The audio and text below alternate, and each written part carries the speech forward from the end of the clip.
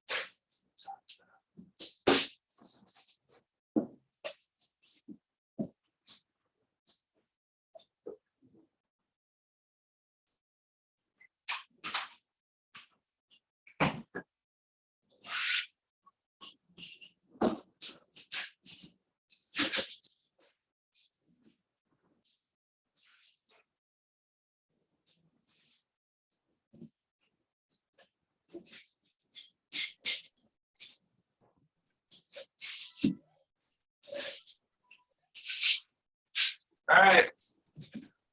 Let me know that you can hear my audio, and then I'll get started. All right.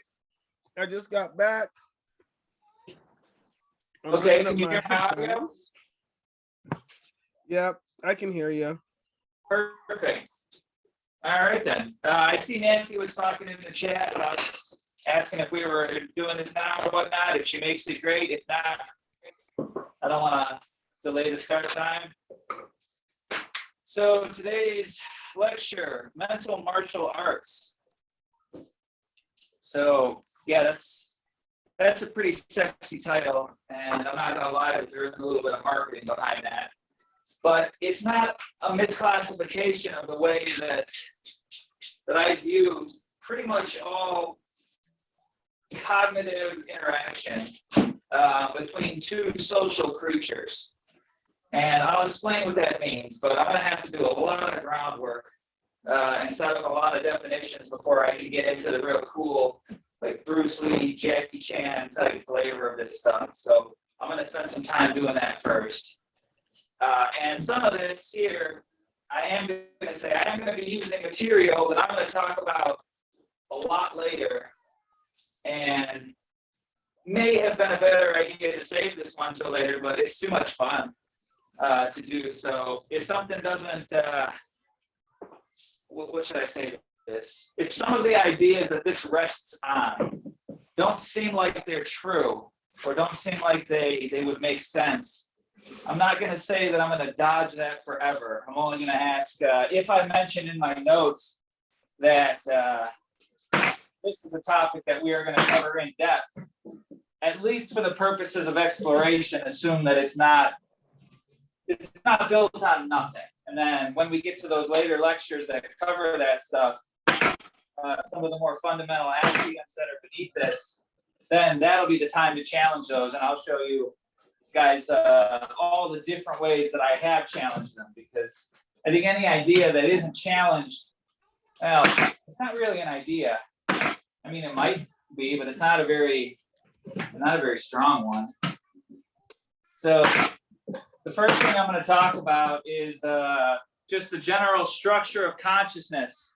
And boy, isn't that a big topic, and there's an entire lecture on that. And I'm going to break it down into 3 parts and give the 2-second version of how they relate to the concept of mental martial arts in general. And anyone who has, spent any time next to a yoga studio, or has spent too much time anywhere where there's an abundance of flowers and tie-dye shirts, drum circles, not that there's anything wrong with that, is going to recognize the phrase body, mind, and spirit, or some variation on that. And it's not just religious types of ideas that talk about the concept of body, mind, and spirit. You'll hear that a lot in different physical martial arts as well. And I don't think that's a coincidence. That's actually the hint that there's something going on that is a 3-part interaction inside us. At least on one level, it can be explained as a 3-part interaction. And then each of those 3 parts, as you get deeper, well, they can all be broken down into a bunch of different things. So I'm going to hit the major players, and you'll hear me refer to these a lot. Body, mind, and spirit. So when I say that, body, I'm talking about the body's chemical systems, the chemical reaction systems, the senses, the things that make you feel, the thing that makes you scared, the thing that gives you rage, makes you hungry, have to go to the bathroom, gives you pain, anxiety, dopamine, cortisol, all of these different chemicals. That is what I mean by the body. Okay, so the body can talk to you, and I'll go into this later into the chapter. But the central idea is that your brainstem has some pretty complex. Put them in. Has some pretty complex, but also some pretty simple structure in terms of comparative to the brain. Like if you check the number of connections in your brainstem that control your breathing, your heart rate, your liver, your kidneys, all that stuff is automated. But it's a closed system in a way that its sole job is to communicate with the body and keep the drugs balanced that are a part of you. So it has to know when you eat food, how much stomach acid it should take. And when you exercise, it should know that, okay, I need to improve the efficiency of the oxygen transfer from my red blood cells. When you get scared, it tells you, all right, here's some adrenaline, do something with it.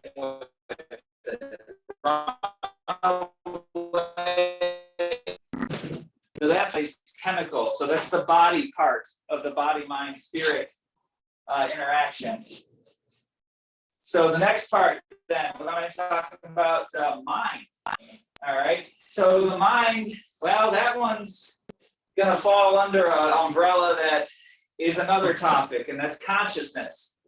And when I say consciousness, at least in this context, I'm talking about the ability to think and make logic, the ability to compare things, the ability to make a judgment as to if something is true or false, good or bad, better than, worse than, greater than, less than. That is the primary function of consciousness when you get right down to it. And there's a lot you can do with that, but that's really all that's being done. So that's what I mean by mind, at least for the purposes of mental martial arts. And then the last one I'm going to talk about is spirit. And spirit, this one again you could give it different definitions, but the one I'm using here is your subconscious mind. So this has been proven by scans and different ways of measuring it. And I'm not going to pretend that I've gone through the actual neuroscience of how they figure this out, but nobody in the field of neuroscience disagrees that we can measure separate, independent consciousnesses inside ourselves. And the best way that I can explain that is, if that weren't true, then you would always listen to yourself. You would never say you were going to do a thing and then come up with a reason not to do a thing. And that's not a bad thing either, because if you didn't have the ability to weigh different opinions inside yourself, then you wouldn't have access to different opinions at all. So there's always going to be some part inside you that is comparing yourself to yourself and trying to figure out, what the best course of action is. So the spirit part of this, that's the subconscious. And there's a whole lecture on the subconscious and how to talk to it, by the way. And if I had to sum up the subconscious in just a couple of sentences, I would say the subconscious is the part of you that remembers everything you've ever seen. It's your memory. It's your access to the past. And one of the things that your subconscious does better than anything in your body is it is a master of patterns. Pattern recognition is the language or the skill of the subconscious. So all of these three things exist inside us: body, mind, and spirit. Your body, your chemical senses, your mind, the ability to compare, and your subconscious, the experience of everything that you've had. All of those three things exist in an equilibrium, and you, the individual, are an emergent property of that negotiation, that blending of things. So that's number one. That's what I mean, body, mind, and spirit. And the reason I'm breaking it down that way is later on, I'm going to show you that there are different ways to fight and defend yourself. Specifically when your consciousness is being assaulted by, say, a bully, or someone who's being abusive, or someone who is, that's the best way to say it. Why else would you really want to fight unless you were trying to stop bullying and abuse? That's really the only way that to stop bullying and abuse. That's a broad classification, and one of the things I'm going to lump into that classification is people who are abusing themselves and don't know it. People who are bullying themselves so hard that they're practically submissive cowards who would rather run from their own thoughts than face what it means to have them. So that's the kind of definition I'm using for that. So then each of these different systems has strengths and weaknesses, and there are different ways to communicate with each of them that, well, for a less elegant way to put it, it's a way to win the fight. If somebody is strong of body and weak of mind, then it would be foolish to challenge someone who decided needs to be stood up against.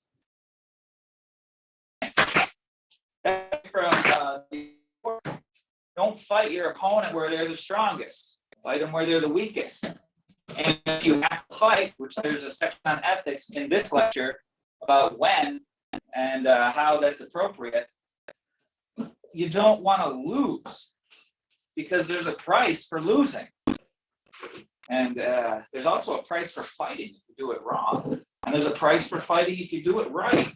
None of this comes without cost. And I'm going to do my best to explain what those are too. So that's the first thing, the body, mind, spirit connection. That's pretty much how you interact with reality. Okay, so next thing then. What is reality? Well, there's a whole chapter on that too. And that's a really big question. And I'm going to give you the 2-second version of not what reality is, but how we deal with reality. And I'm going to ask for a little bit of indulgence with some of the axioms behind that. I'll try to show how it's applicable. It's not optional for human beings to interact with reality. Like, you wake up in the morning and you open your eyes, or you don't. You're responding to something right away because things are happening to you and they're happening around you. Maybe your alarm's going off and you don't like that. Or maybe your alarm's going off and that makes you excited. Well, by the time you get to that point where you are either annoyed or excited, you've already accepted that you've woken up, that there's an alarm, that you're in bed, and a whole bunch of other things that, well, everyone could look at me and say, yeah, Tom, you're stating the obvious. I am. But what isn't obvious about that is you don't have a choice.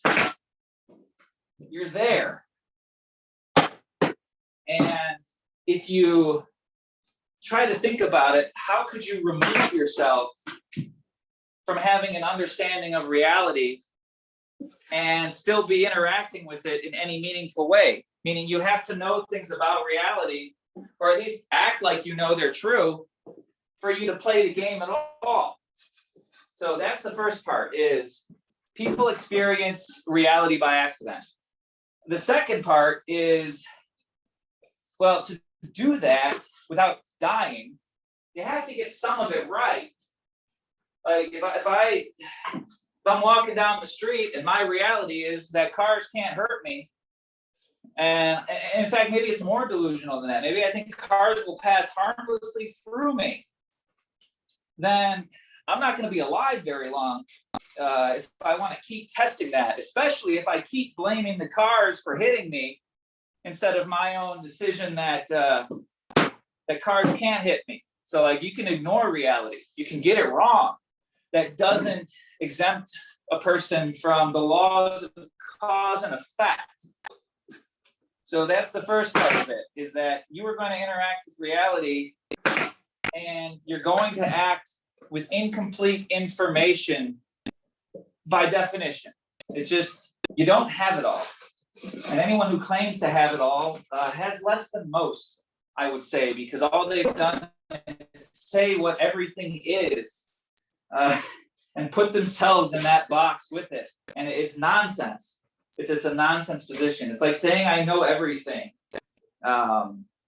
So the point is that for us to interact with reality, we need to find small scale, hyper specific truth. So we'll look at a situation and say, well, I know that if I don't go to work, I'm probably going to get fired.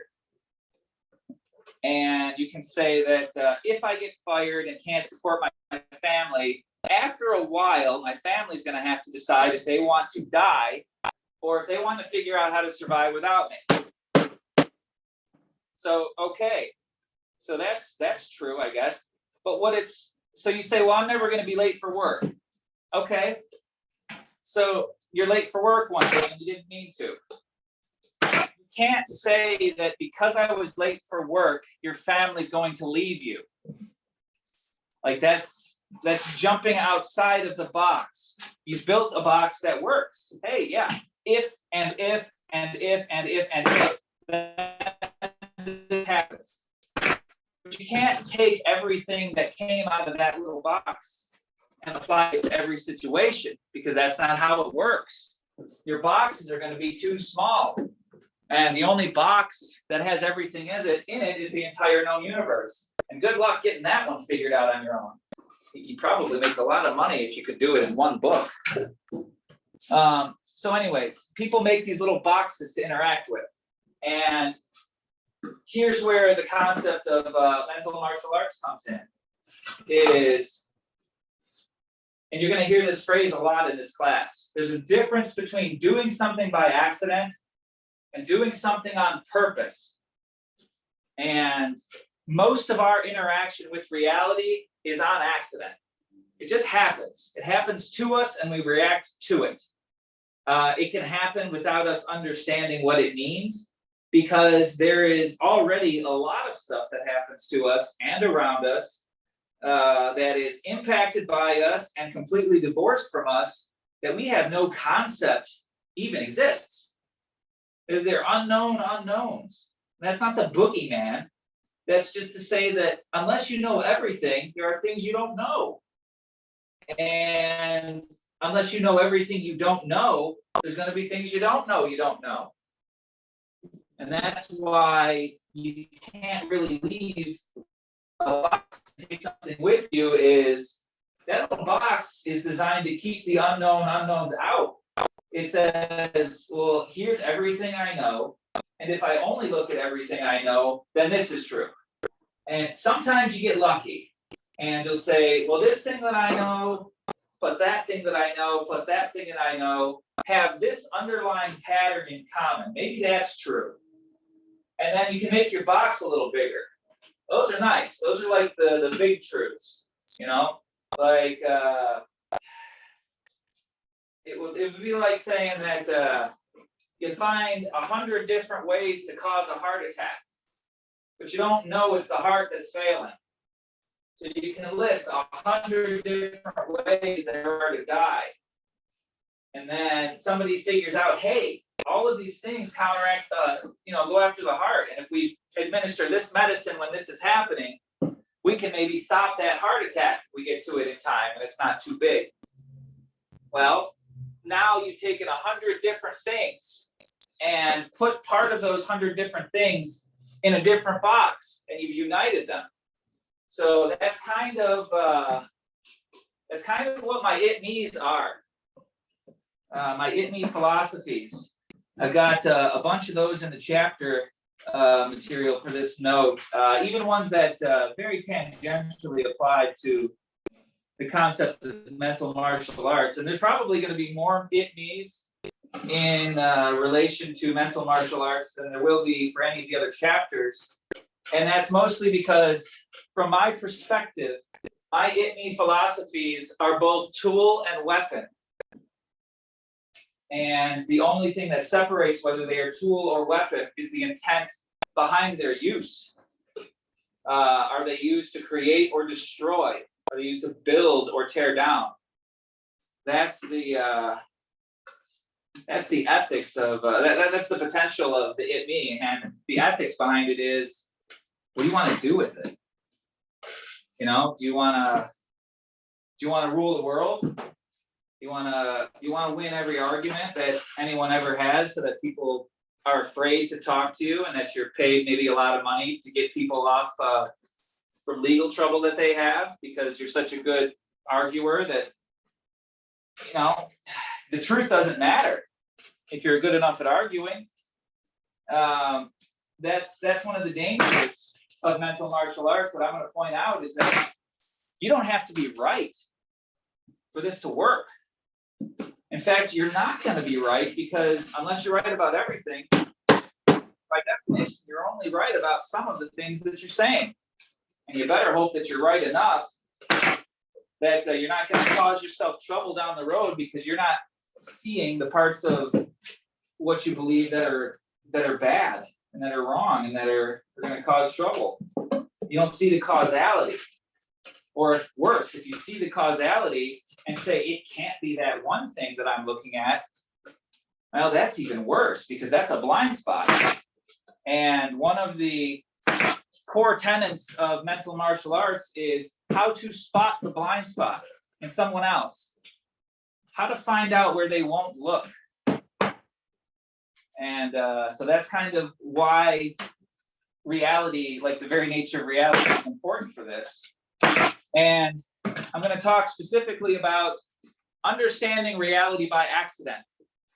Like I said, you don't need to understand the world to live in it.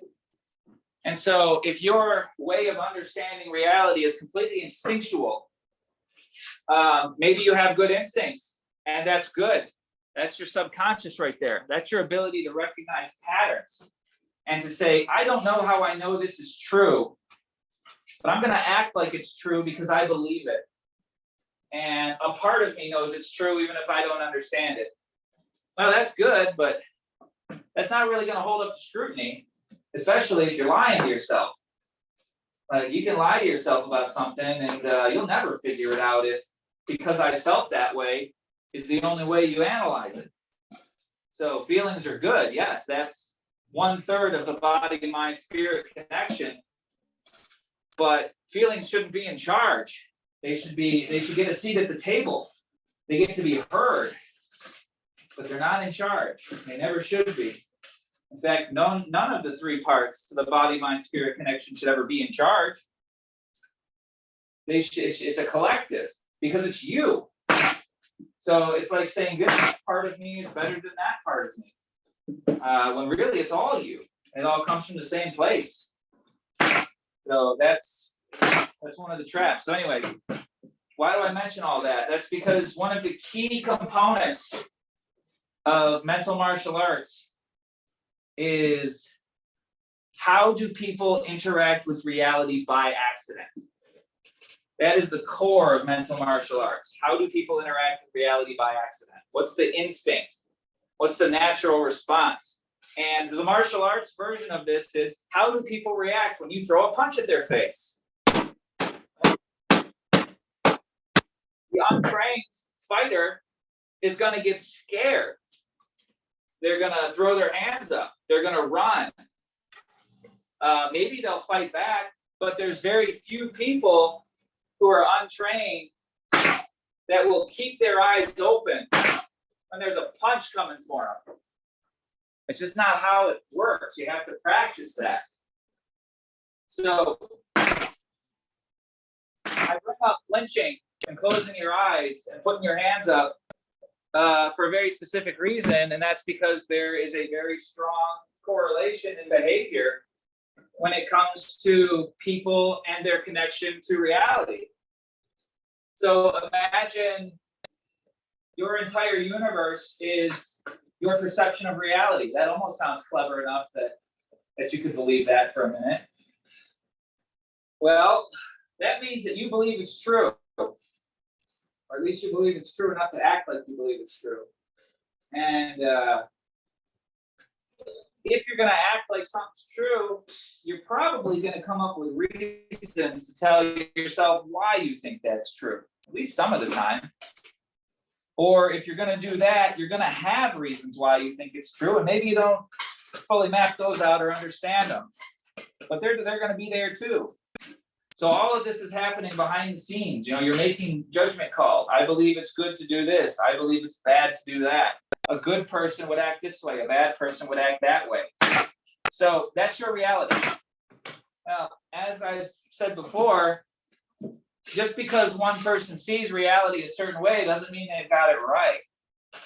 And we recognize it too, because we make mistakes.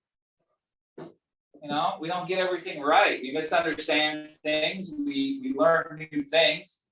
And there's a billion examples of how what we think is true isn't true, and we're able to deal with that in ways that don't destroy us. Hey, I never thought of it that way. Or, say your parent comes along and says, hey, I see you're doing this thing, and, more power to you, but there's a good chance you're about to fuck up your life. And if they were a good parent to you up until then, and you trust them, well, maybe you're going to take that a little bit more seriously than if, some random person came along and said the same thing. And so a person can choose to change the way that they view the world, and it's not a destructive thing. But what happens when a person doesn't want to change the way they think and somebody tries to force them to? That's a different story.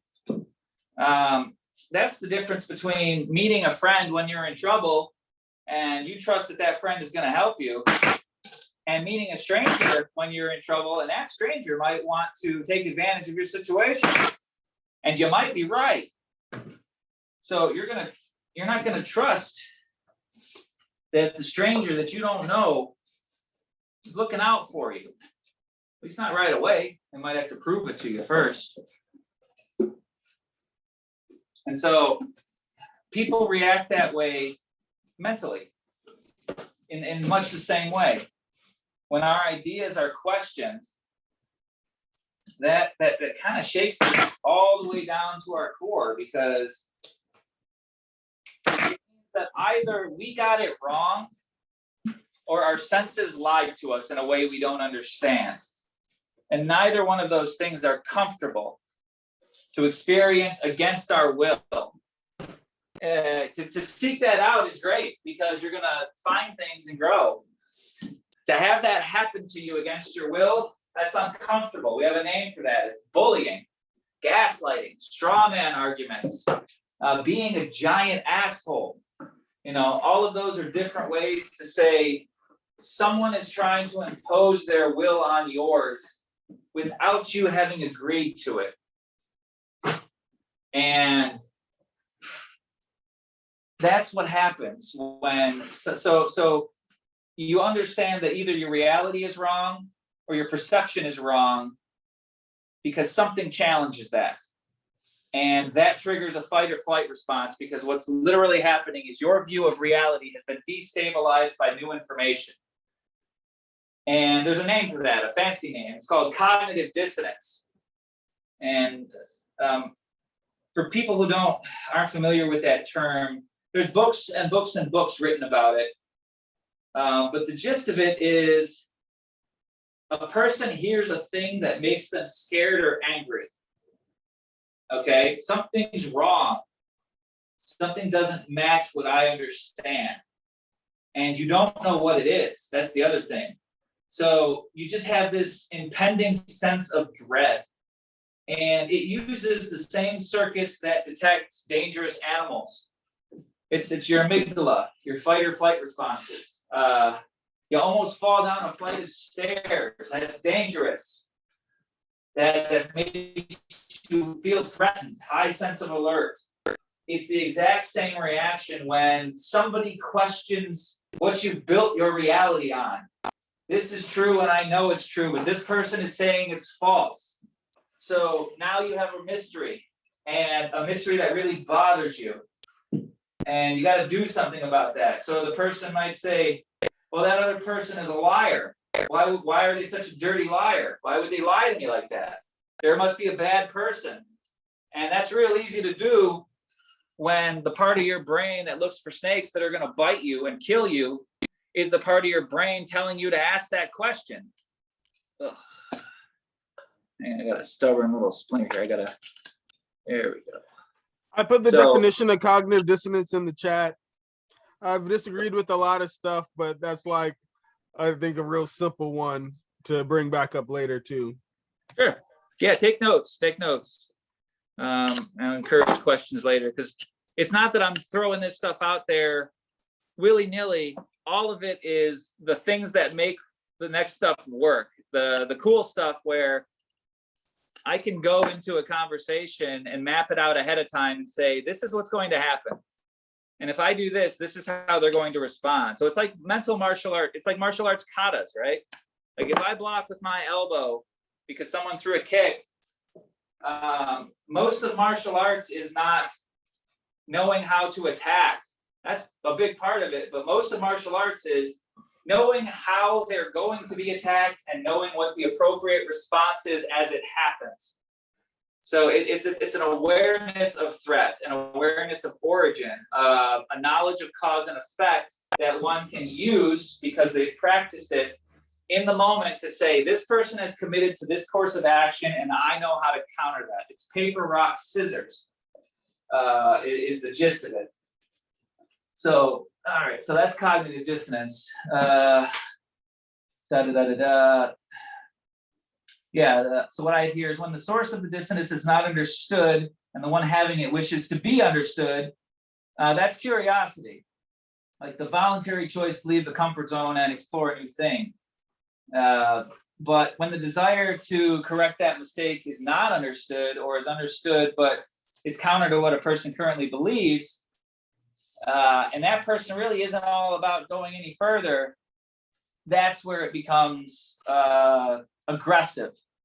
Okay, somebody has a problem with something that was said, and that person isn't happy to leave well enough alone or to agree to disagree or to walk away. They want to draw a line and say, no, you're wrong.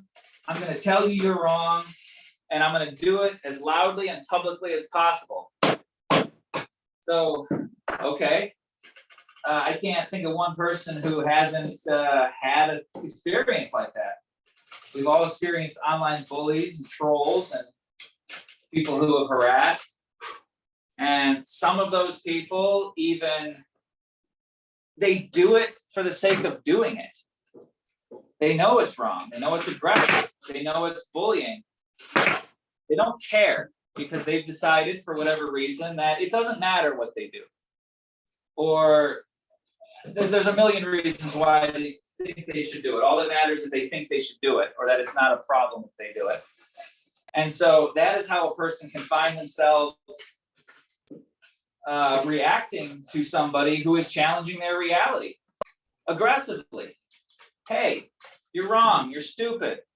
Why are you so stupid? Why are you such a liar? That sort of thing. And that person, well, they don't want to fight that guy. They don't want to yell at him. They just want him to go away. They don't want to bother with that nonsense because they didn't ask for it.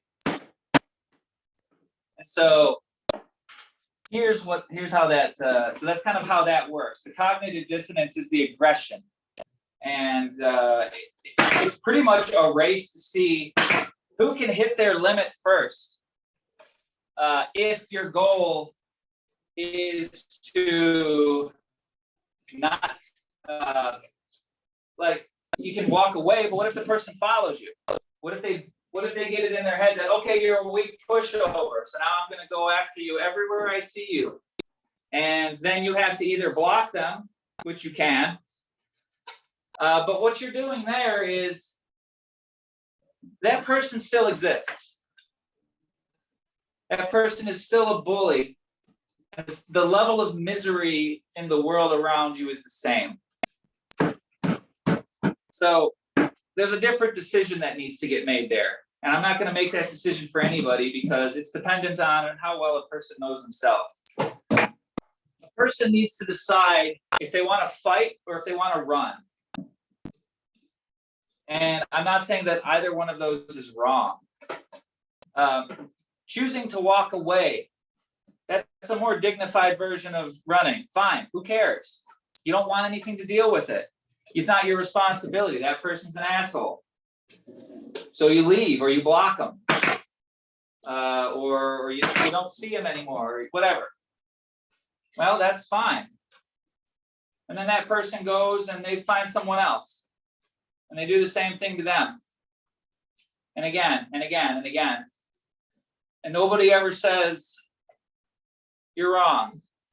Nobody, not in a way that stops them. They'll fight them. They'll yell and argue. But the behavior continues and it perpetuates. So the goal of mental martial arts is not to shout anybody down. It's not to force somebody to be tricked into agreeing with you. It is understanding what is happening enough that you can take what is happening and turn it back on itself so it destroys, so that the aggression destroys its own source. That's the best way to say it. That's the core idea of mental martial arts. So if you want to be left alone, hit the block button. You're done. Walk away. You've done your part, I guess. You haven't made the world more miserable by making you more miserable. If that doesn't sit well with you, or if you see it happening to someone else and you don't like it, well, if you're going to get involved, you have a responsibility to get involved in a way that will help, right? Like if you go in there and just make it worse, well, you can do that and people do it all the time, but it doesn't solve anything. So this specific instruction here, the mental martial art, is how to make a difference that will stick in some meaningful way. Even if it's a microscopic measurement, how is the world left better after you've done it than it was before? And I'll show you how to measure that too. All right, so I know there's a lot to cover, and this should have been a later chapter, but this is too much fun. So let me just talk about this. Like common presentations of what is not a mental martial art is arguments where point and counterpoint are just yelled at each other with force of word behind them and no desire to move beyond that. It's all brute force. It's a dick measuring contest. That's all it is. Specifically, it's an ego measuring contest, the Freudian ego. So yeah, that's what happens when people just argue naturally. But let's talk about martial arts, okay? So if you've got two people who are fighting, and one of them is a martial artist, and one of them is a regular guy who's throwing punches, the martial artist has a lot more options.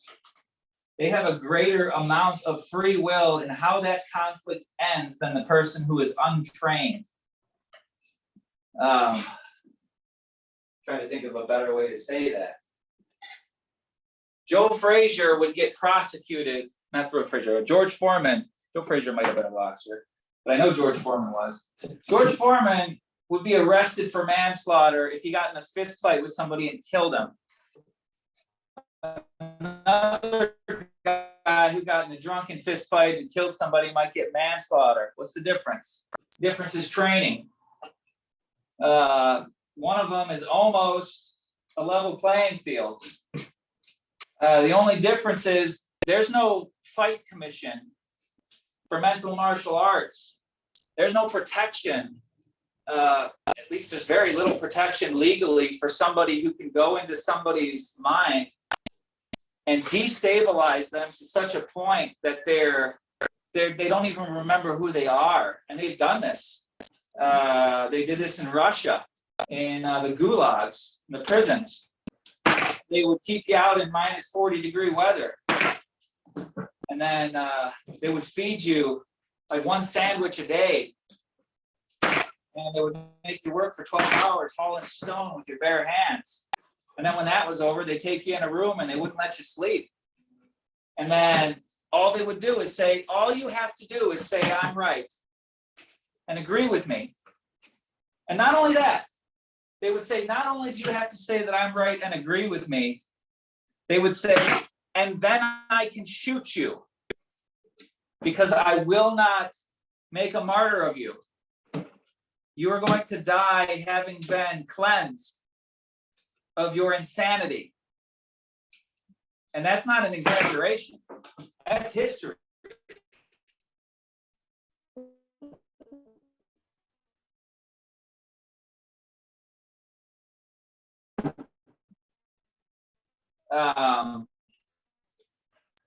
It's possible to go, and it happens too often, and they can't get out or nobody sees it. It happens to women who are in abusive relationships and men who are in abusive relationships.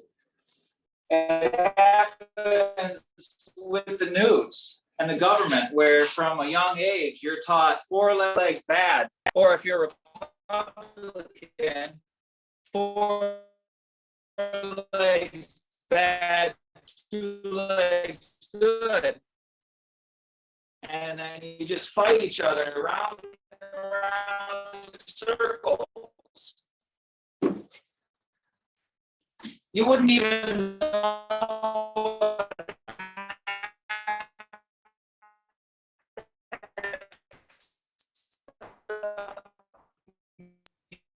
I lost you on audio there. It got really choppy and then went away.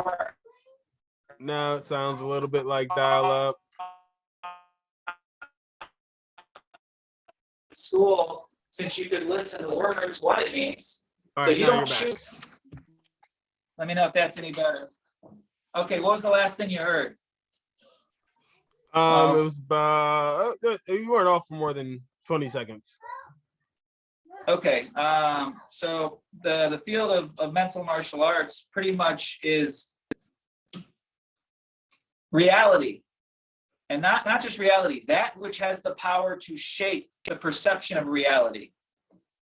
Understanding that is what I mean by mental martial arts. So if I were to apply that to, say, politics, for example, well,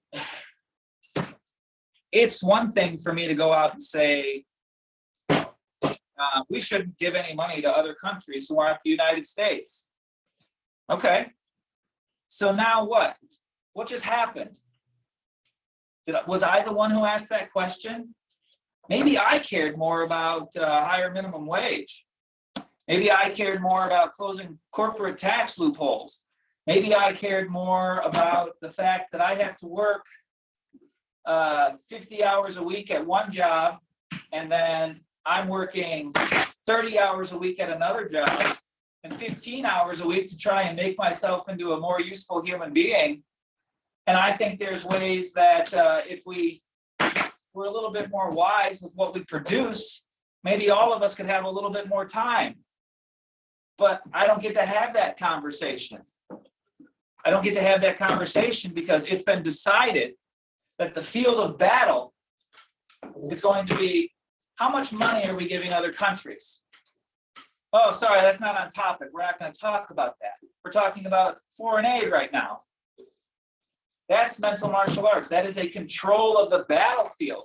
That's straight out of Sun Tzu's Art of War. You can't fight a battle you are not at. And keeping your opponent from the field of battle, or getting them away from a field of battle that they are comfortable with, is a strategy that is directly applicable to mental martial arts. And you see it all the time naturally. When somebody makes a point and somebody else makes a counterpoint, well, that doesn't have anything to do with that. Now, maybe it does and maybe it doesn't. But the reason they say that doesn't have anything to do with that is they can recognize on some level they're being taken away from where they're comfortable and put somewhere that they're not. And that's knowledge, that's potential. All that is cause and effect. And the reason we feel that way is because of how we understand reality. 3:45 time. What's that? Just letting you know it's 3:45. Okay, so I got about 45 left. All right. Yeah, we're getting through this stuff pretty good. All these setup is the hard stuff. And if I have to, I'll make it a two-parter. So anyways, that's the gist of that. So the goal of engagement, that's the other thing. So pretty much here's the mentalization that needs to happen behind the entire concept of mental martial arts is imagine every person who is talking or participating in a conversation as being a fighter. And you'll have to make the appropriate metaphors in your brain to make that make sense. But I just imagine it as two dudes, like Ryu and Ken from Street Fighter, standing there with their red and their yellow, not their red and their yellow, their red and their white outfits on, facing off against each other. And that's not a bad thing. Some people get that image and they're like, whoa, it's not all violent. Maybe it's not. People who are in karate outfits, they train and spar in ways that make each other better far more often probably than they go out and just whoop ass. So just because there is a element of conflict inside it does not make it good or bad. That just means that there's an element of conflict behind it. You go to the gym and you're creating conflict with your muscles. Your muscles don't want to do that shit. It's hard. But you understand why it's worth it. You understand how to do it in a way that's not going to leave you permanently injured. And if you really understand how to do it and you're able to stick with it for long enough, you're going to be stronger when you're done. So it's the same concept here as viewing interactions like that as a type of martial arts dance. So that's the leap of imagination that's behind this. So let me put a very simple example. Someone says, like this. You watch, you a Star Trek fan? You ever see Star Trek: The Next Generation? Nope, not me. Okay. There's a different scene that's based off of. There's a book called 1984, written by George Orwell. And towards the end of that book, the guy has one of the guys is hooked up to electroshock. And the guy who's holding the button for whether or not he's going to zap the guy says, "How many fingers am I holding up?" And he holds up 4 fingers. And the guy says, "You're holding up 4 fingers." And he zaps him. And he says, "No, I'm holding up 5 fingers. How many fingers am I holding up?" And he says 4. And he zaps him again. And then next time he says 5. And he zaps him again. He says, "No. You just think I want you to say 5. You really believe there's 4 fingers." So if you were to think about that interaction, not the zapping part, but just the phrase, somebody says something to you that you know is not true. Well, that's an attack. That's a punch. All right. So you might say, well, no, it's not. And okay, but you know that that's not going to be enough to counter that person's argument because you haven't really said anything except the grown-up version of "nuh-uh." And that might work on the playground if you say it enough times, or if you have a big enough news platform. But anyone with half a brain or any sense of self-respect isn't going to be satisfied with "nuh-uh" as a viable answer to something that might be legitimate, especially if you felt like it destabilized you. Like if somebody tells you something that's obviously crazy, you're not going to get upset about that. You can be like, that guy's obviously crazy. I know that the cows don't walk on the moon. That guy's funny. It's not a challenge at that point. But if someone says, your eyes aren't working right and you're dumb, and here's how I know. Well, if that bothers you and you want to answer back, then it comes to the question of effectiveness, which ties to pretty much the holy grail of mental martial arts. Okay, the one axiom, the one rule above all other rules that needs to be understood if this is going to mean anything.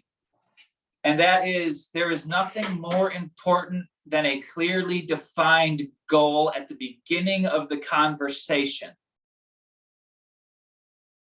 Meaning, if it is reactive, you're just reacting.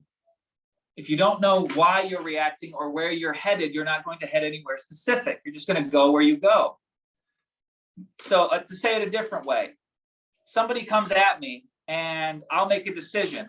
Do I want to talk to this guy or not? Number one, I'm deciding what my condition of victory is. If I don't want to talk to that guy or mess with them, then for me, a victory is just not engagement. So I might just block them and say, okay, great, done, no problem. But maybe that guy has an idea that I disagree with. And I want to understand it better, but I still want to disagree with him. So I want to challenge his idea at the same time. That's a different goal. You can't hit that goal if you block them. So you're forced to engage with them. So if your goal is to understand them, then you got to stick to that goal. So some people might say, my goal is to understand this guy, but I couldn't. He was just such an asshole. I couldn't listen to him. You got conflicting goals there. Your goal wasn't to understand him. Your goal was to feel good about talking to him. That's a different goal. You might be able to do both at the same time, but one of them has to take precedence over the other. And it doesn't matter which one does, only that you understand at the beginning of that interaction what the condition of your victory is. For me, I pretty much take my condition of victory out of the Bible. And I'm not saying that's a proof for God or disproof for God or anything like that. I'm just saying that the thing that I've taken out of the Bible seems to work really well for me when I stick with it the way I understand it. So, Book of Genesis, it's got all right there. The tree of knowledge of good and evil and the tree of life. You got two choices, God says. Are you gonna do the tree of life or the tree of knowledge of good and evil? Well, if you pick the tree of the knowledge of good and evil, let's go back to what I said about how reality is formed and how we interact with it. You decide what's good or evil then. And we do that all the time. Hey, this hurting children is evil. Okay, I can get behind that. But let's say you take it too far. People who make wagons, which crash into children sometimes, are evil. You can decide that all you want, but I can guarantee you that the people who make wagons aren't going to agree with that. And they'll have a pretty good point too. Maybe it's the people who drive the wagons into children, and the wagons have nothing to do with it. So now you've already got three different sides of people who have all decided, this is good, this is evil, this is how I'm going to act. Each of those realities exists from a unique perspective, and they're just as stable, or at least just as real as your own reality, regardless of how warped it might feel like those realities are, or misguided. And a lot of times, I mean, I've seen people where that's true. What about people who shoot up schools? We had one of those in Michigan. That's where I'm from recently. The kid more or less felt that life didn't matter to such a degree that he wanted to prove it by using the death of children. That was his reality. And he lived it. He lived it pretty hard. And you know what? There were some other realities that got ignored, like the school. Hey, this kid drew in his notebook that he was shooting people with blood coming out, and said that there were voices he couldn't stop, and that he didn't want to listen to them when they were telling him to do bad things. And the teachers saw this. And what do? Well, they call the parents in, which is great, but they kept the kid in school. Why? What was more important to them? Pissing off parents, labeling a kid unfairly, or playing it safe?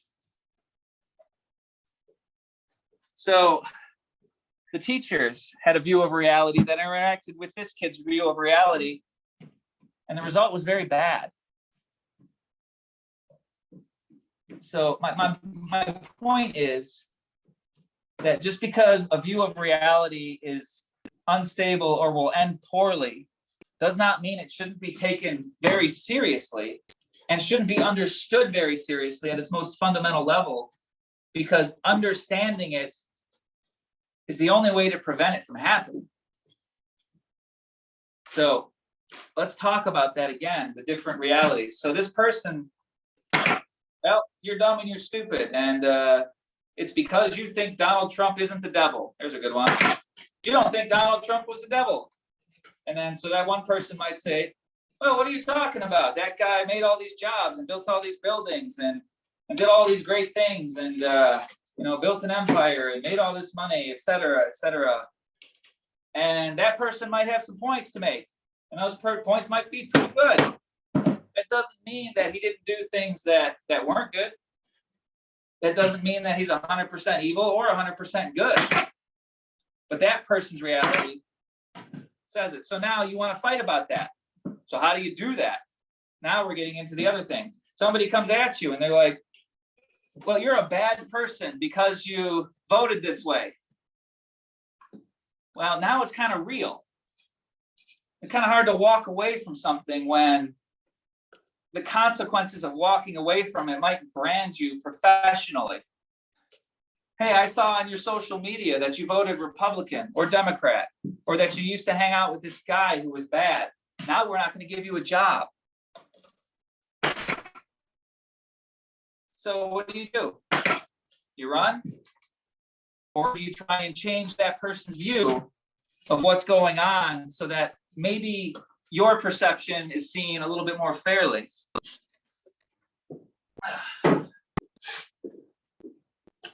All right. I am in favor of 2 parts. Okay. Well, how much time do I have left? About half hour? Yep. Okay. All right. Yeah, it's probably going to be 2 parts. This is taking the groundwork for this is taking a little longer than I thought, but it's all good stuff, and it really doesn't work without it. All right. So the goal, that's the point. A clearly defined goal is necessary. So what you need to accomplish determines what you need to know. And if all you want is to be left alone because the stakes are small, you don't need to know very much. I'm going to be blunt and say I use mental martial arts to heal. Because the way that I understand most people's view of reality when it comes to the times that they are upset. So it's a very specific view, very specific time. Somebody is experiencing fear. Their perception is not as accurate as it would be if they were calm. That's just how it works. It's the opposite of calm. Calm is not inducive to rational thinking. And that's specifically done for biological reasons. Like you don't want to be chilled out if you're about to die and you should move your ass. But it's the same threat detection systems that are used for physical danger that we apply to mental danger. And it's so different because what makes us faster, better, stronger physically does not make our decision-making better. It doesn't strengthen the mind, it strengthens the body. That's what the body's chemical senses are doing. They're like, we're gonna die, I better be strong. This person disagreed with me, what do? I don't know, we're gonna die, better be strong. Adrenaline, cortisone, aggression. That always works when we have other stuff. So that's the natural response. Finally, know thyself or be educated by force. The world exists, like I said, it's things we know and things we don't know. If somebody knows enough things that you don't know, they can act like they don't know anything and you won't know what's going on. That goes back to another thing that I'll talk about in a full lecture is dimensions of thought. If you live on a piece of paper and it's two-dimensional, and that's not to say that we couldn't say every person is two-dimensional. Let's say every person is two-dimensional, so we're all equal, except one of them is three-dimensional. And they see it from top down, and they're the only one. Well, that person can pick and choose whatever they want because they can see everything. They can pick where they go, and you don't know what's happening. So that's what I mean when I say know thyself or be educated by force. The ones who know the rules that you do not can use them to their advantage. All right. So that covers that. Next thing. Advantages of vulnerability, covered that. Okay, so now let's get down to the, we talked about the threat detection systems. Let's talk about, in martial arts, you often hear people talk about power and technique, right? And there's advantages to both. Like if you're that if you're that crazy old dude who knows Kung Fu so perfect that you can look at a board and know that if I hit it just in that exact spot, from this angle, with this shape of my hand, with this speed, that it will crack in half. And damn enough if it doesn't happen. And you wonder how that old dude was able to do that. Well, it's easy. I mean, it's not simple to do, but it's easy to explain. He knew exactly what to do, where, when, how, and with exactly how much force. So if I'm translating that into mental martial arts, the technique side of things would be the logic, okay? Your ability to form an argument. All right, I know that A plus B equals C. And if I know enough about A and I know enough about B and I know enough about C, I can put A, B, and C together and that makes D. That sort of thing.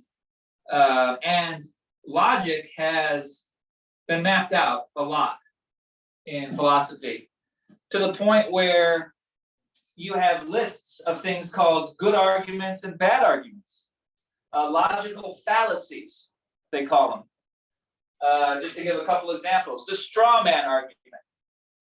I'm going to sum up your position in a way that makes it easy for me to attack, and then I'm going to attack the position that I just summed up.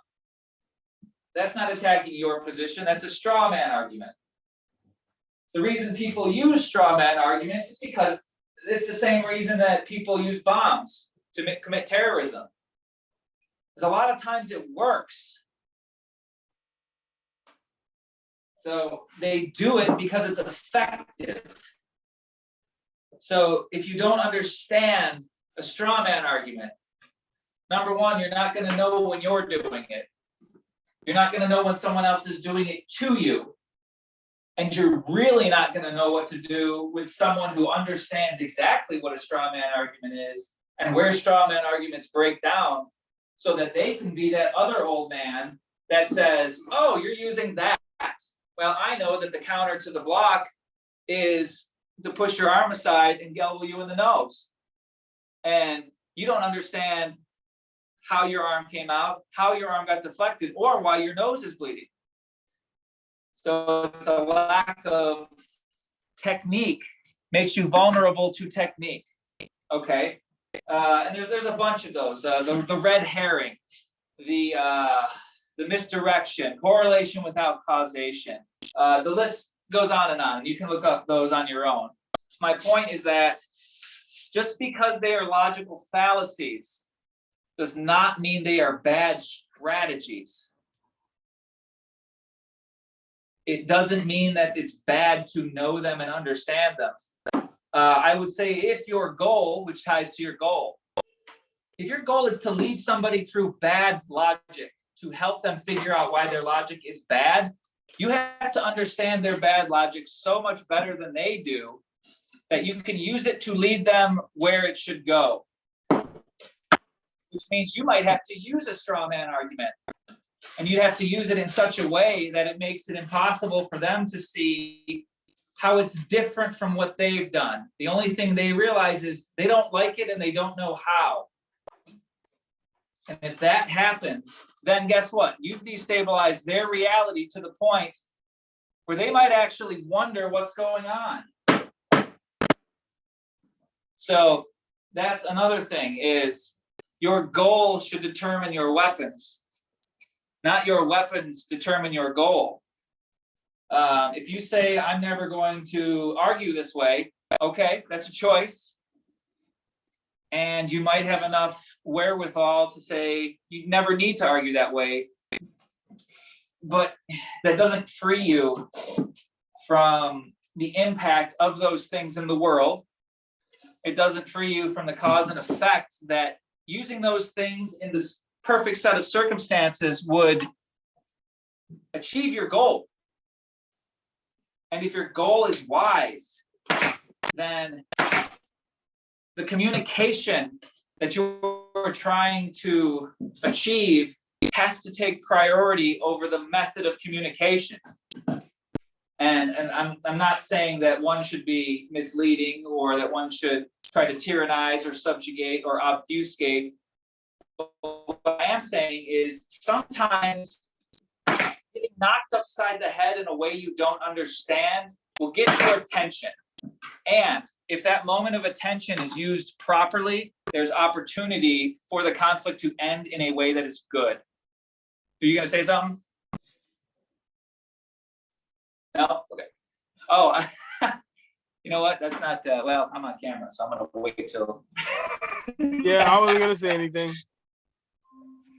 So that's more or less the point of that. So that's logic is technique. The more technique that you know, the more dangerous you are and the less powerful you need to be to defend yourself successfully. So when I say power then, well, that's ego. That's the other part of it, okay? And I'm talking about the the Freudian ego, where it's, ego, don't quote me on that. It's the part of you that feels intensity, okay? It's your conviction. How much do you believe what you're saying? How powerful are you when it comes to being challenged? And it's the same, then you get into the whole lifelong debate that you see in boxing. Speed or power, right? Technique or power? Martial arts. Is that little guy, remember that little dude who went into MMA when it first started out and all he knew was like judo, and he like fucked up all these really big guys because they didn't understand how judo worked? So he couldn't arm wrestle those guys or throw them or do anything, but he beat all of them because he understood that they were one-dimensional fighters and that their power gave them advantages and it also gave them disadvantages. So which one's better? Boom, false. Which one's better is not a yes, either or, it's false. Neither one is better. They're worse, they're tools. If you don't have any ego, you can't do anything. You're not even going to want to get a glass of water because you won't care. So everybody has some force of ego. And if you don't have any logic at all, well, you're just going to be a quivering pile of nonsense in an insane asylum.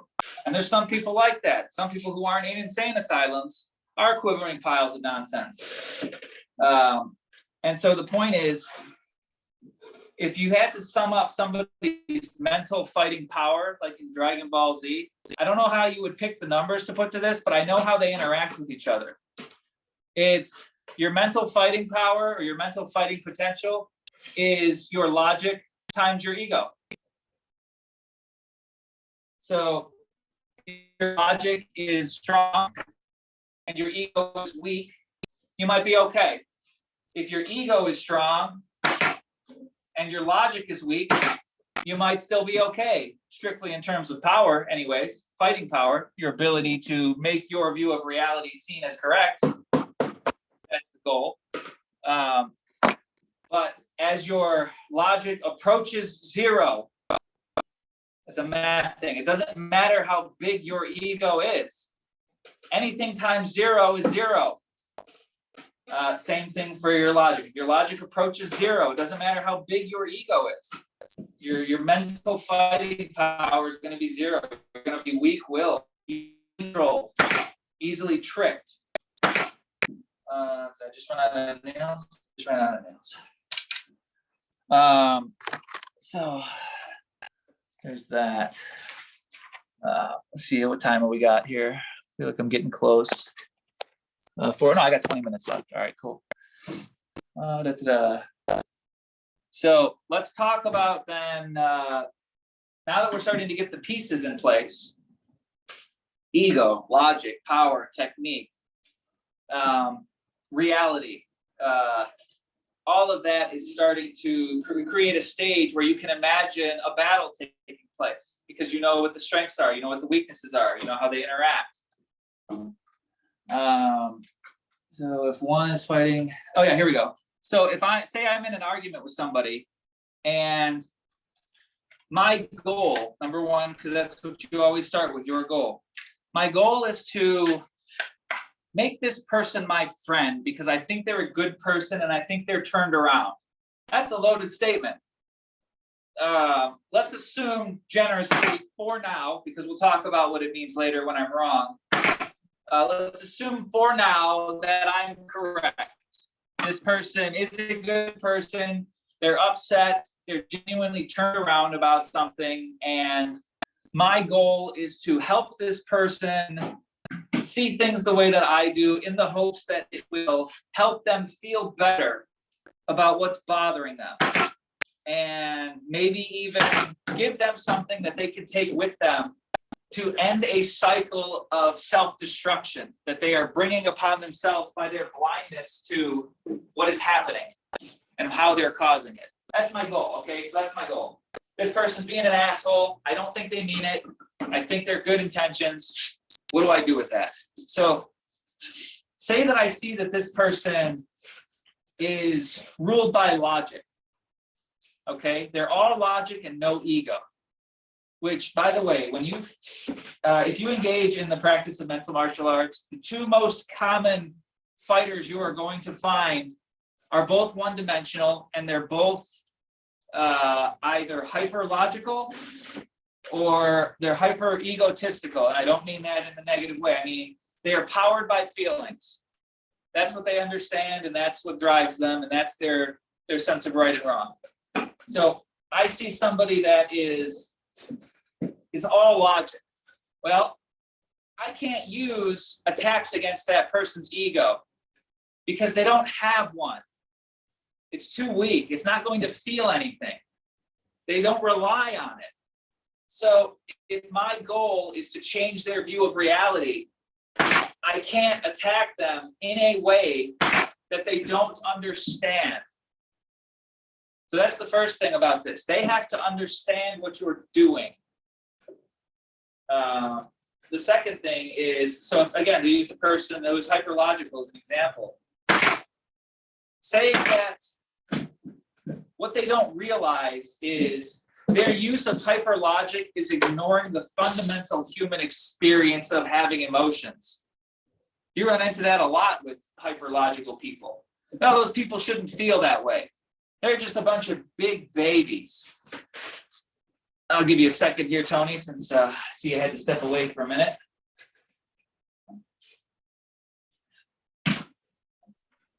Thanks. I just had to step right outside the door real quick. I saw the baby sticking something in the light socket. Good call, man. Yeah, you ever need to do that, just drop. Okay, so I'll keep going. And I knew it'd be quick, you know. All right. That's why I didn't say anything. So say that this person is causing themselves a lot of trouble because they don't recognize that most people are emotional people. And that's not to say unstable, meaning they have emotions. And that if somebody feels bad about something, they're not going to agree with it, regardless of how strong their logic is. You can't logic somebody into making their feelings go away. So how you would have to approach that is, number one, you'd have to recognize that's what's happening. You have to recognize that this person does not understand emotional arguments. And worse, if you use an emotional argument, you're going to destabilize their reality in a way that will trigger their fight and flight response, because you're pretty much making a claim they don't believe. And it's a claim that is completely opposite to what they do believe. And they don't trust you. So to pick the wrong field of engagement means that you can lose before anything happens. You made a bad choice and gave yourself a 0% chance of achieving your goal. From there, your only goal is to make them mad at you until they go away, if you're doing it wrong. So how would I handle that then? This person is hyperlogical. So what I would need to do is I would need to spend time talking to this person and getting to know what their logic tells them.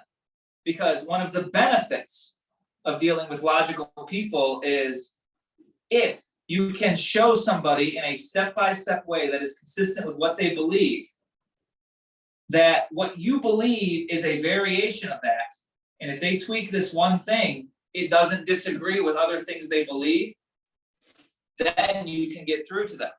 So you think, great, I just figured out how to have every argument ever. Well, no. You just figured out how to have every argument ever with someone who is hyperlogical, which, hey, that's not too bad. And not to get too far into the weeds, but there's about 100 different types of hyperlogical arguments that are different from each other. Some of them are contradictory. So there are as many different types of logic as there are martial arts styles in the world. So knowing a few of them will make you okay at most of them, as far as you're not putting yourself into crazy situations. So if I have a black belt in karate and a brown belt in 2 other things, I'm gonna go into an Aikido studio and I'm not gonna make an ass of myself. And I might even know enough to whoop a few of the smaller guys' asses too, because what I have is stronger than what they have, because what they have isn't fully developed.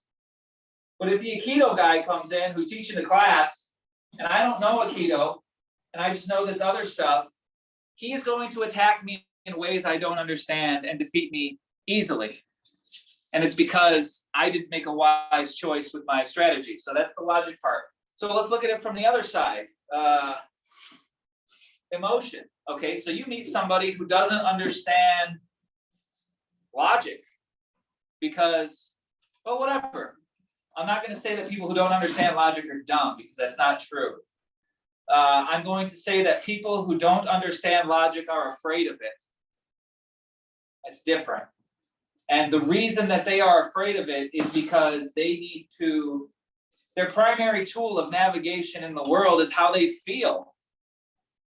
And if somebody is shown or told that what they feel is wrong, and they don't understand how or why, and you try to make a logical case, what you're doing is you're using a thing that makes them scared to tell them not to be scared.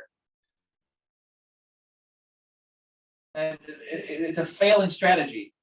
What you need to do to handle someone who is hyper emotional is, if you're wise enough to recognize that's what's happening, you need to understand that their sense of self-guidance and their sense of how they understand reality is not as stable a thing that can be explained. So there's advantages and disadvantages to power and to logic and emotion. logic can root itself. Logic has way more strength in its structure than emotion does, because logic can explain itself. Logic can validate itself. Emotion is only validated in two different ways. Either it's validated by the self, and I'm going to say that self-validation of emotion is far less common than accidental validation, because most people understand enough of how the world works to realize that they could be wrong. And the way that they navigate that is, if enough people tell them they're wrong, or if the group tells them they're wrong, or if a group of people comes together and say this is right, that's what they're going to believe, because that is a validation. It's a check. Well, I don't know if that's right or wrong, but all of these people I trust tell me it's right or wrong, and I trust my feelings. So I'm going to believe what this person says. So knowing where a person's strength comes from, that's the difference between arguing logic and emotion. Emotion comes from validation.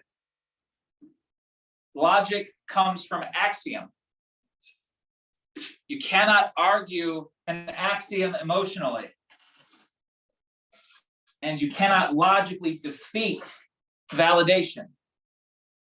So you have to know what you're facing if you have any business thinking that you're going to go in there with a plan to fuck shit up and make it end how you think it should. Because it's the difference between being a guy who just goes in there and whoops ass, and at the end of the movie, instead of the heroic music, it's a bunch of dudes rolling around with broken arms, and you find out the one guy who owned the bar didn't have insurance. And really, you were the asshole who came in there, you felt good, you got everything done, and then you realized you didn't leave the place any better than you left it. So it is like Superman destroying the city to stop a bank robbery. It's yeah, he did it. And look, the world's so much worse because you fucked it up. So I think I've got time enough to wrap up part one. Yeah, just enough. All right.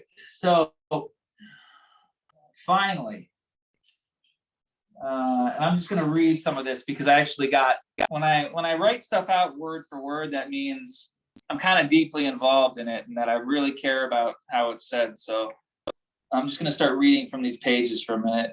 Make no mistake in assuming that mental martial arts are not violent or dangerous. Live by the sword, die by the sword. A weapon that cannot be put down is a liability.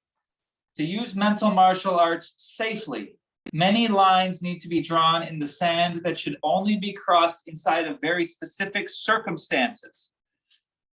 A martial artist studies the body to defend oneself effectively and to know where to strike to disable an opponent who wishes them harm. A doctor studies the body to know where to poke, prod, and cut so healing can be done. They know the difference between enough violence and too much violence. Knives save far more lives than they take, thanks to doctors. An assassin studies the body to know where to strike so the threat is ended before it begins.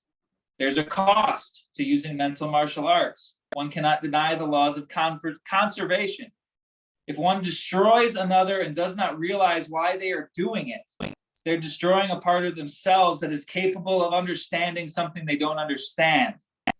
From such a skewed perspective, from a story and learning that it's really a different form of something that than what's being read. Most would not sacrifice their story by removing their villains from it.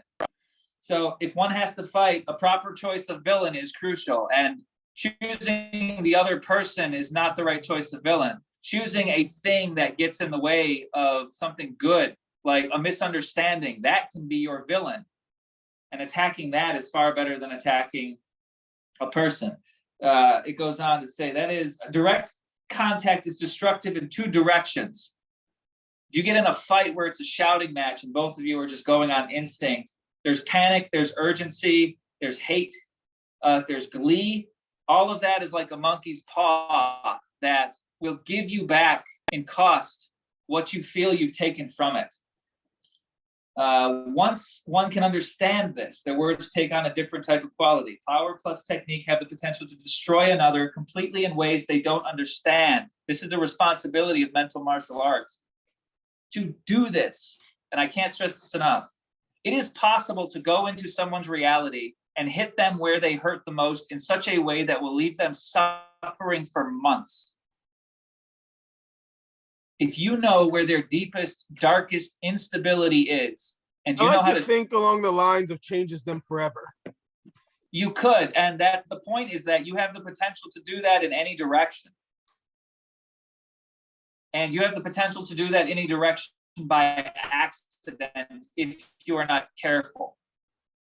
You could try to heal somebody, and if you're dumb about it, or you miss a law of cause and effect, or you read the situation wrong, there's a chance that you will hurt that person in a way that could remove them from your life, because they will not be able to look at you again without being able to hear what you said and the way you said it. And all they will remember is that you destabilized their reality in a way that made them panic, and you will have pushed what they most desperately need so far away from them that they will be unlikely to look for it ever again, especially from you. That's the cost, that's the danger, and that's real. So to say that the power to heal is equal to the power to destroy, and there needs to be a respect for that in both directions. And I hate to say this, but it's true, an exploration of that in both directions under controlled settings, ideally with sparring partners who understand how that works. Because if you do it by accident, you're like the dude that broke a guy's arm when you were really just trying to stop him from throwing a punch. So to sum all of that up, to prevent oneself from becoming a monster, one needs to learn all the ways one currently is a monster, and all the ways they would be a monster if given the proper opportunity. Then they must ask what turns them monstrous and how their own perceptions need to be adjusted to prevent that from taking control. That's control of the ego, by the way. And finally, the last part, the ethics of mental martial arts. And this is where I'll end, because the next we'll get into the techniques and how I can break this down into more digestible examples. It's wise to avoid direct confrontation when possible. It's wise to measure one's own strength so it will cause no harm to one who is fighting because they are scared, confused, or misinformed. People fight on instinct, and if you recognize someone is panicking, they would rather not be fighting. That's the meaning of that. It's wise to assume one is acting violently from a place of good intentions as a lack of wisdom. A lack of wisdom in this is a problem that will want to be solved by a good person if they can understand what wisdom they are missing, and if that can be seen by them in words they understand. So if somebody's being an asshole and they don't know why, and they're a good person, and you can use language specifically chosen to show them that they are being an asshole in a way that they can understand, they will want to do good.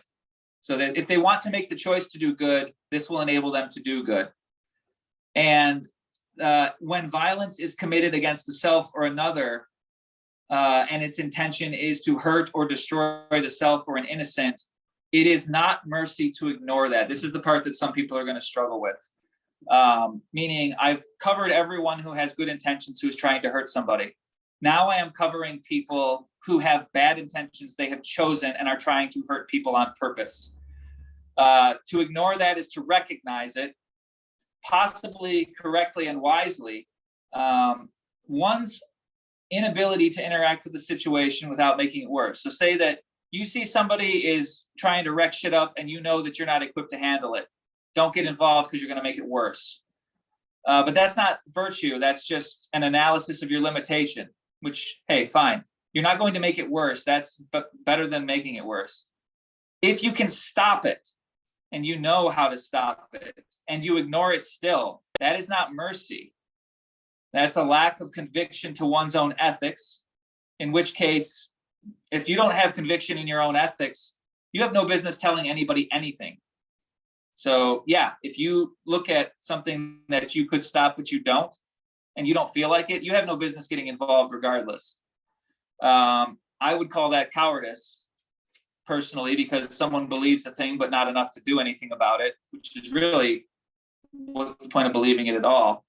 And I would say the only way to destroy evil is to stand inside the darkness that a person is running from and issue a declaration that you are their enemy and that you cannot continue unless they're strong enough to face you and the darkness of perception that they're running from. One cannot fight evil without becoming evil until they understand it enough to create and destroy it in its entirety. So if all of those things are met, then the one who wishes to fight evil should show no mercy. So meaning, I've covered everything that makes it a bad idea to fight. All right, and there's a lot of reasons. Most of this page is why you shouldn't fight. Say you make it to the end and you find out that you have to fight and you're going to fight and you've decided that's good. Maybe you're wrong, but you're going to fight. Here's what you should do to avoid making it worse. The one who wishes to fight evil should show no mercy, no quarter given, no recompense, no compromise, no admission of any sniveling cowardice that attempts to cling to the perception they were previously using to do harm. Their vision of mental violence is to be destroyed and countered utterly, without mercy, in such elegance and presentation that it becomes impossible for them to face it. And the memory of trying again brings a terror greater than the one they ran from to inflict their mental violence on others. Evil ignores the consent of those who would do no harm. Evil ignores the pleas to be left alone. Evil ignores the desire to be heard. Therefore, it will be given none of the mercy it withholds. Evil uses logic to hold the arms and pin the body of the psyche and the ego to rape its victim until it is satisfied. That which is not given is attempted to be taken by force. If one is to fight, that is the code that should be followed if ethics are to meet the definitions given by the explanation of my mental martial arts theory. One need to learn how to fight to defend themselves from being helpless. Small bullies can be successfully fended off or de-escalated and turned into empathetic allies with some simple training. And now that I've put together a vision, or I guess I should ask you if I've put together a vision that explains what my concept of mental martial arts is that sufficient that you think that the next time we could look at a conversation and I could point to parts of it and say, this is an attack. This is an attack on validation. This is an attack on ego and it's an attack on logic. Would all of that make sense? Yeah, it took 2 years of logic. Okay.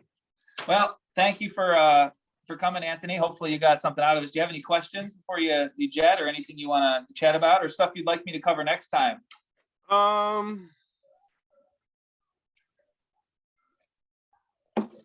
No, I think we're good for now. I mean, I think I trust that you will do your best to line everything up. Yeah, there's a lot of parts there that, how do these all fit together, right? Well, I just figure this as a lesson in how to teach you, in a sense. Sure. Yeah, putting what I know into words that make sense to people who don't know it is a new thing for me.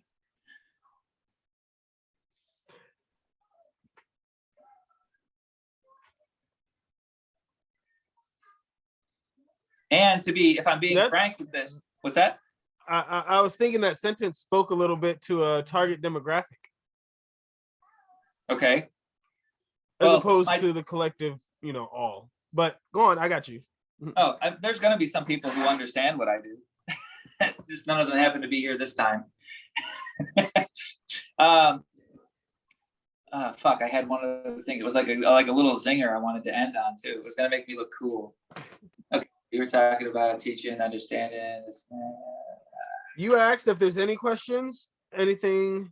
You made sure that got it. Next time we could pick up where we left off. Yes. And the last thing I will say is about explaining this. From my perspective, part of me views myself as the magician who is giving away the secrets to his power. So from my perspective, this is the three-dimensional view of a 2D world. And this is how I interact with the 2D world in ways that the 2D world does not understand. So it's a thing where it's not theory for me. It's I do this, I do that, I do that, objective met. And most of the time when I start a conversation, if I am correct about picking up the mix between logic, emotion, and logical structure and where the feelings come from, I don't even need to have the conversation to know where it will end. And that's not a boast. But that's because I get to pick where the conversation ends, because that's my goal. I get to decide what my goal is, my condition of victory. And that allows me to achieve a goal that might not be apparent on the surface. So when you said that in the lecture, that was the first thing that I thought about. I was like, oh, that's just like church. I remember when I was a kid in church and they first, like, and I mean like probably 5, 6 years old, they first brought up the verse, the Lord will give you all the desires of your heart, or something like that. And I said, in my mind, well, of course, if you align your desires with his, then he's just going to do everything he wants, and that's already going to be what you want. Like, you got to want what he wants first, and then it's going to work out. And yeah. so, like, and hey, what else did you say that brought up something else?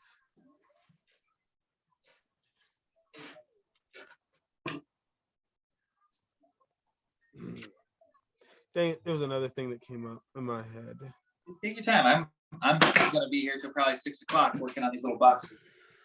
Let's see. Well, it's a thought I let go of because it wasn't important. It was just built on that same string theory that, you know, everything will line up eventually. I'm just able to see. What did I see? I saw, yeah, kind of like the quote that you gave today with the battle. You get to choose the battle, and Yeah. just a few of those, you know, absolutes. But I got these guys to get back to. All right, brother. Well, let me close on this and to say that the number one secret to the power of mental martial arts and the choosing of goals and the choosing of the battlefield is, if you have the right goal, you can achieve that goal and the other person thinks they beat you. And there is nothing more powerful than turning someone's own sense of heroism against them. It is one of the most blinding forces in all of consciousness. And if you can achieve what you were aiming at because you pointed them there, but pointed them there in such a way that they didn't see it happening, they will take the bait every time. What if you've done the same thing with their energy towards victimhood? You said the most powerful force is when you take their sense of heroism and turn it against them. But I raise you the alternative, taking someone's depression and teaching them how to turn it into a millionaire or a coping mechanism. But what I do with that is, so someone who's depressed, that's usually rooted in a sense of helplessness regarding the choice of how they feel. And it's also rooted in needing validation from other people to help them overcome that. I don't have any friends. I got married. But its root wasn't relevant for the statement, though. It was just using that as the opposite. Oh yeah, I was mapping it. I thought you wanted me to map that because that's the thing I mapped. That's how I got myself out of depression. To do that in someone else, all you do is give them validation, which is what they don't have. But my question or statement was based on the comparison, not either one. It was based on the fact that I thought you knew both of them already, and I knew both of them already. Maybe. My point was, you said the most powerful thing was to take someone's heroism, or the most powerful feeling, or, you know, was to take someone's heroism or their sense of heroism. You said, if you said you can make somebody feel like they've won when actually you've won, or something like that. But I raised you the opposite of that, which is what you were about to explain. Like, I raised you that whole thing, like whatever you were about to explain. Let's agree to all that and then move forward, because that's where I was at. So are you saying just someone's sense of depression is equally as powerful as their sense of heroism? I raised the question that it could be more, because you said that heroism was the most. I would say if somebody believes it, it's going to come down to strength of ego. But let's say that egos being equal, one person believes they're a hero and one person knows they're a depressed sack of shit. Their words, not mine. Their words, not mine. Remember, you're taking it and applying it into your scenario. A lot of times Yes. when I ask things, you try to take things and then say, oh, maybe I meant this, this, this. No, you got to go back to what you said to build on it. Oh, okay. So Anywhere else you take it is going to go off because understand. I So built my it's easier statement based for on your me- perspective. I'll personalize it then. It was easier for me to recognize how being depressed made me less of a person than it was for me to recognize how the things I thought were good about myself could also make me a bad person. Which means that the power of deception, at least from my perspective, was the things we think are good about ourselves hang on to us more tightly when they're questioned than the things that we see about ourselves that we don't like. Like your enthusiasm, for example. What if I attacked that? All right, And said, so enthusiasm might make you lead somebody off a cliff with you. And you'll, no, that would never happen, but it's easier. Go ahead. So your point was built on you can win. The simple version of it was you can win, but make somebody else think that they've won. I think that both people. I think you can make someone. You might be having a false dichotomy. I think both people can win a fight. Yes, and you're talking, but from you were talking from your perspective, remember? Yes. So what you're or from one's perspective. There we go. From one's perspective. One is neutral. Yeah, from one's perspective, you brought up the feeling or the empowering feeling of winning an argument while the other person has felt like they've won. But I raise you the feeling of quote unquote winning an argument from a person who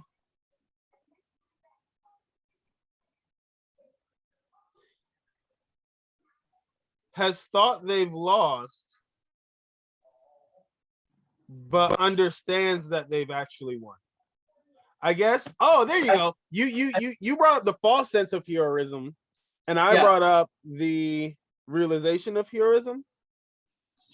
Okay. Maybe? Oh, so yeah. So I think what you're talking about, and if I'm correct here, sometimes it hurts to learn that your perspective changed. Right? Is that what you're talking about? The pain that comes along with it?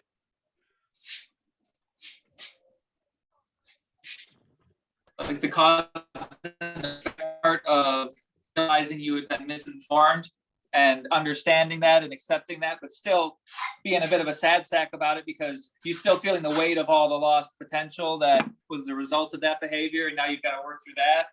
No, I'm talking about. Okay, let me think of an example then. That would be good to help. Okay. Oh, okay. To make it simple.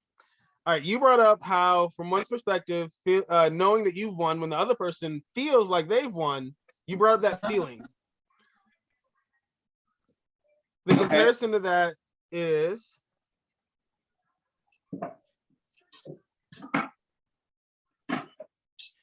being able to make someone feel like they've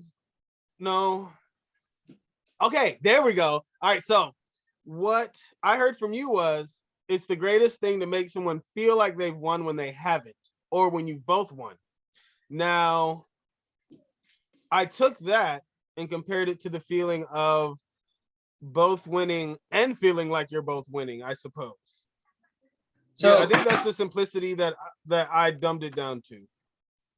Yeah, if I understand that right, it's are you saying there's a difference between having two goals where one person doesn't know that there were two goals and one person does, and a difference between two people understanding that there were two goals the entire time? Yeah, in a way, I'm comparing the feeling of the two. That's the basis, the feeling. So the feeling. Because you ranked. Describe the feeling. Is it good feeling, bad feeling? You ranked a feeling superiorly, and so I'm. Okay. I'm wondering how Oh, or oh, so why, not, I suppose why. okay, so it wasn't, I wasn't ranking it in terms of good, bad, better, worse. You I said was best. ranking it in terms, was that best You yeah, for its potential of deception? So it's like if I'm looking at my shop here and I've got a hammer and I've got a saw, one of those has a greater potential to cut wood, but both of them could cut wood if I tried hard enough. So specifically that feeling ranking was only in terms of what I found to be some of the more stubborn forms of self-deception. If somebody doesn't like how they feel when they're deceiving themselves, they will be relieved to find out they've been deceiving themselves. If somebody feels like they're a good person, but they are deceiving themselves, that's a tougher nut to swallow, to say that the thing I thought was the best thing about me is actually making me a giant dildo. So that was my only point, is it's harder to spot the evil that hides in your virtue than it is to spot the virtue that hides in your evil. Sounds good. Thanks I for like that working. note to end on. That was a good one.